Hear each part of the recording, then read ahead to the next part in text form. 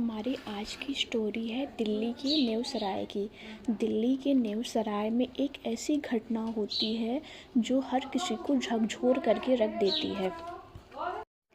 इस घटना में 3 लोगों का मर्डर होता है, माँ, बाप और बेटी।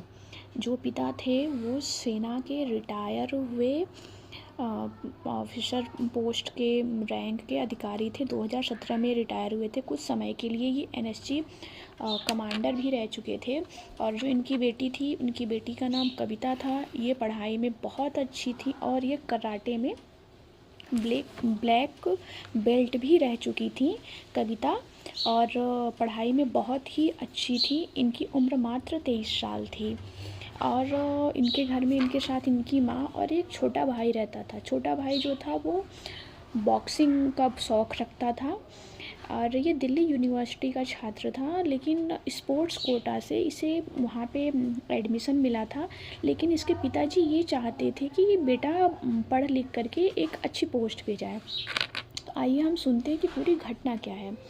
दिल्ली में एक घर में नेवल सराय में जो मर्डर हुआ है, इसमें जो पूरे घटना को अंजाम दिया गया है, इसमें घर का जो छोटा बेटा है उसी ने इस घटना को अंजाम दिया है। क्योंकि वो अपने घर वालों से नाराज़ था। उसे कहीं ना कहीं ये लगता था कि घर वाले उससे प्यार नहीं करते हैं, उसकी बहन को ज़्यादा प्यार करते हैं। इस वजह से उसने माँ, बाप और बहन तीनों की हत्या कर दी। हत्या का प्लान उसने 2 से 3 दिन पहले बनाया था और 4 दिसंबर को इसको अंजाम दिया। 4 दिसंबर को उसके मम्मी और पापा की एनिवर्सरी थी। इसने एनिवर्सरी वाले दिन ही हत्या का प्लान बनाया था। हत्या वाले दिन सुबह में ये पहले तो मर्डर करने के लिए जब ये जाता है तो उसकी जो सिस्टर होती है वो फर्स्ट फ्लोर पे रहती है। पहले अपनी सिस्टर को मारता है। और ये मारता किससे है, ये अपने पापा की चाकू को लेता है और पहले फर्स्ट फ्लोर पे आता है और अपनी सिस्टर का गला रेतता है। उसके बाद जब वो सेकंड फ्लोर पे जाता है तो वहाँ पे वो देखता है कि उसकी मम्मी बाथरूम में थी। वहाँ पे अपनी मम्मी का भी गला काटता है और उसके बाद वो अपने पापा के पास जाता है। तो पापा को वो बहुत बुरी तरीके से पहले उस सर पे मारता है, गला काटता है। मतलब फादर को सबसे ज़्यादा चोटें आई थी और बुरी तरीके से उसने मारा था। और उसके बाद वो जिम करने के लिए चला जाता है 5 साढ़े 5 बजे। घर में बाहर से ताला लगाता है। ताला लगाने के बाद वो जिम करने के लिए चला जाता है।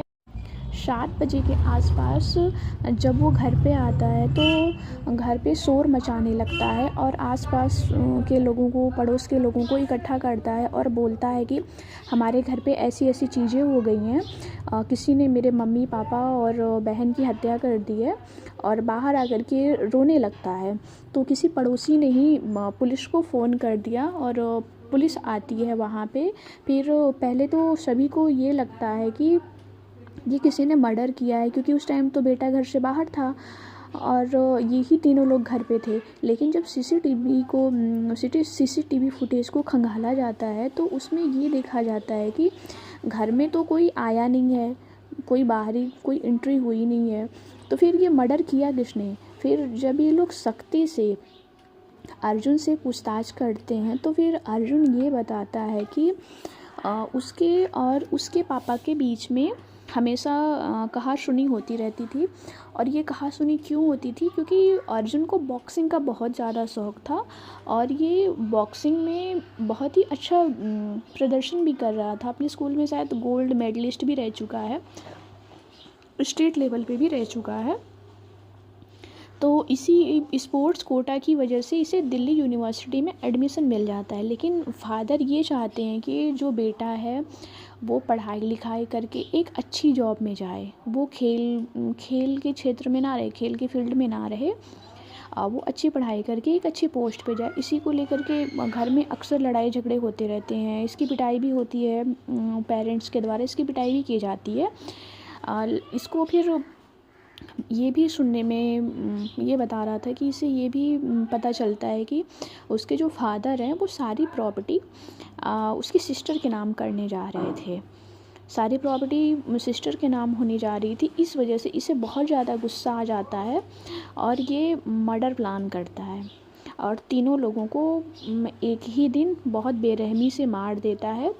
और मारने के बाद जिम चला जाता है और आने के बाद ऐसे नाटक करता है कि जैसे कि इसके ऊपर दुखों का पहाड़ टूट पड़ा है।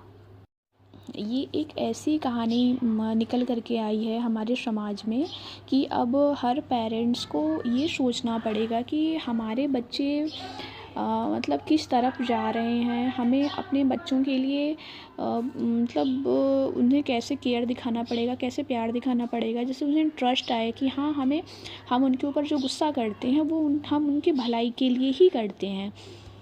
हो सकता है कि कहीं ना कहीं इसे ये चीज़ें ना समझ में आई हों और इसने इतनी बड़ी गलती कर दी, और अब तो इनकी जो पूरी ज़िंदगी है, इनकी उम्र मात्र 20 साल है, और इनकी जो पूरी ज़िंदगी है, अब ये पूरी ज़िंदगी इनकी जेल में ही बीतने वाली है, क्योंकि इन्हें उम्र कैद ही होगी अब। और अब इनकी फैमिली में कोई बचा नहीं है। कुल 4 लोग थे, पूरी फैमिली गई, करियर गया, प्रॉपर्टी गई, और हाँ, इन्हें मिला तो ज़िंदगी भर का गम और आजीवन कारावास। तो इसीलिए अगर हम कुछ करने जा रहे हैं या कोई भी हम डिसीजन ले रहे हैं किसी भी चीज़ को लेकर के, तो हमें उसके पहले सोचना चाहिए, समझना चाहिए कि हम करने जा रहे हैं तो आगे इसके क्या परिणाम हो सकते हैं। और ये कैसा बेटा है, इसका मतलब दिल नहीं पसेगा। ये कैसा बेटा है, इसका दिल नहीं पसीजा कि मतलब उसी घर में मैं रह रहा हूँ अपने मम्मी पापा और सिस्टर के साथ, और उसी दिन जिस दिन इसने मर्डर को अंजाम दिया है उस दिन मम्मी पापा की एनिवर्सरी है। हाँ, और माँ के हाथ का बना हुआ खाना खा रहा है 2 से 3 दिन पहले से, जब से इसने मर्डर प्लान किया था। बहन से लड़ाई झगड़े कर रहा है, पापा से भी हल्की नोक झोंक हुई होगी, सब हंसी खुशी उसी घर में रह रहे हैं। तो कोई कैसे अपने पेरेंट्स को या अपनी फैमिली को कोई कैसे मार सकता है। अगर वीडियो पसंद आया हो तो लाइक करिएगा और फॉलो करिएगा। धन्यवाद।